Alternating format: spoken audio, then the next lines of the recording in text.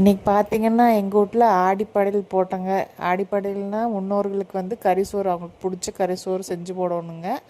எங்கள் அம்மையாவுக்கு வந்துட்டு ஈரலும் சிக்கனும் பிடிக்கும். அப்புறம் எங்கள் அப்பச்சிக்கு பார்த்திங்க அப்படின்னா கறி குழம்பு, அதாவது மட்டன் குழம்பு நல்லி எலும்பும் பிடிக்குங்க. அதை எடுத்து தான் நாங்கள் சமைச்சு இன்றைக்கி படையல் போடுறோம். என்னடா கறிசோறு போடுறோன்னு பார்க்காதீங்க, ஆடி அமாவாசைக்கே சைவ படையல் படைச்சி போட்டாச்சுங்க. படையல் போடணுங்கிறதுக்காக எதுவுமே டேஸ்ட்டே பார்க்காம செஞ்சது, உப்புக்கு இருக்கா காரம் இருக்கான்னு தெரியல, ஏதோ கைக்கு வந்ததை எடுத்து போட்டு சமைச்சாச்சுங்க.